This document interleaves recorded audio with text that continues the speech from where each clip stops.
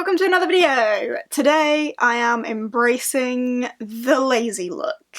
I hope you enjoy. I've got today off work, so I'm planning on filming a load of videos and stuff, so I'm gonna look like this in a few of them, I can imagine. I just didn't fancy slapping a whole face on and getting all dolled up, you know, so this is what you got to deal with. This is the real me. This is what I look like on a daily basis. Anyway, today I am doing the no disclaimers book tag. I was tagged by Bex from Bex and Books. She is one of my fave people ever. Of course I will leave her video down in the description, and I know for a change I actually know who the original is by, and it's by Catalyst Reads, and I will leave his video down in the description as well. Look at me being good. Obviously the point of this tag is no disclaimers, so unpopular opinions, and I'm not gonna validate them or explain them or anything. Just gonna go with it. I've written them down, being old-fashioned with a notebook. Ow. So yeah, let's just crack on with it, shall we? Am I in focus properly? Right. Number 1, what trope annoys you most in books? This is really, really easy for me. When love fixes everything. Person is so broken and distraught. Love fixes all of their problems. Person has like some horrible illness. Love fixes all their problems? I don't like that. It's not realistic at all. I think it puts false hope in people that love will fix your problems. If you have got something you need to work on, falling in love with someone else isn't going to solve that. You need to love yourself. Number 2, which writer do you think is overhyped or overrated? No disclaimers. J.K. Rowling, come for me. Question number 3, what are your least favourite books that you've read since joining Booktube? I don't even need to say them, everyone knows what they are. Given to the Sea. Given to the frickin' sea.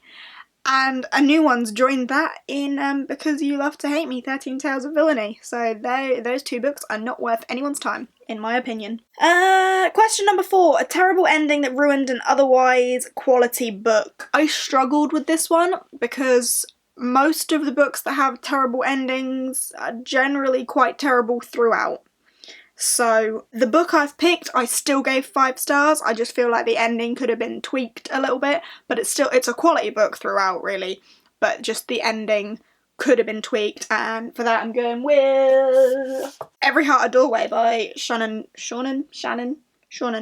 Maguire. The end was just a bit abrupt, like it was a quality book throughout, and the ending was quality. I loved it thoroughly, 5 stars.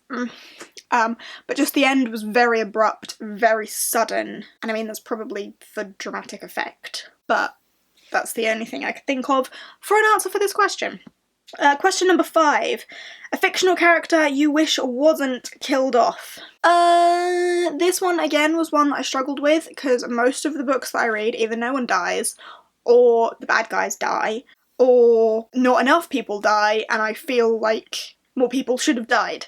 So it was difficult to pick a character that I wish hadn't died, because in a lot of books where people die, I think more people should die. Anyway, that was a tangent. I have gone with, hold on, a character from Coldmaker by Daniel Cohen. If you haven't read this book, mute me until I put it down. But Matty from this book, he was so small and innocent and adorable and lovely and deserved so much better than the death that he met. However, it was his death that was a turning point in the book and things got really interesting from there, but I just feel like Matty deserved better. Next is number 6, Bookish Pet Peeves. What are your Bookish Pet Peeves? In terms of like physical pet peeves, dog-earing pages. People dog-earing pages makes my heart die. Yet, I love cracking a good spine. Cracking a paperback spine gives me satisfaction. Dog-earing pages makes me want to punch things. Number 7, books you feel should have more recognition. This, I just want to go off on a tangent about middle grade polar fantasy because that is my life at the minute. If I could find just a ton of middle grade polar fantasies, it would be all I want to read for so long. And I've only read 4 and I love them all, so I'm gonna say, well, one of them was a bit iffy, but 3 out of 4 is not bad.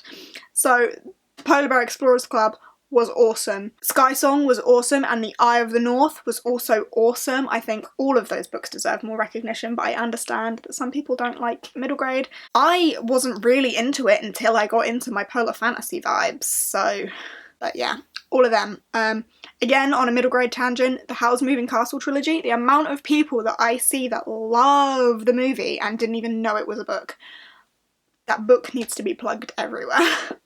Question number 8. What are your thoughts on censorship and banning books? This is a whole nother topic. I think it's difficult. I think there are people out there that would just be like, no, literature's literature, nothing should be banned. However, I think there are some limits that need to be in place, and I think those limits need to be... It's so difficult. Fiction and fantasy and, like, things like that, no, that shouldn't be banned. Works of fiction shouldn't be banned because it's fictional, unless you're plugging a really terrible message in there, and that's where I think the line needs to be drawn, and a lot of it comes down to personal interpretation anyway. It's all very grey, and it's a whole nother kettle of fish. And question number 9, which is the last question, is who do you tag? And I am gonna be the worst and not tag anyone because I don't know who to tag. Oh no, I'll tell you who I'm gonna tag. So first up, I'm gonna tag Rhiannon from Crescent Moon Reads if she hasn't already been tagged and hasn't already done it. Secondly, I'm gonna tag Willow from, I don't know her channel name. The Reading Corner, if, again, she hasn't already been tagged and already done it because I don't know. Awesome! Well, thanks for watching. If you have enjoyed, please give us a thumbs up.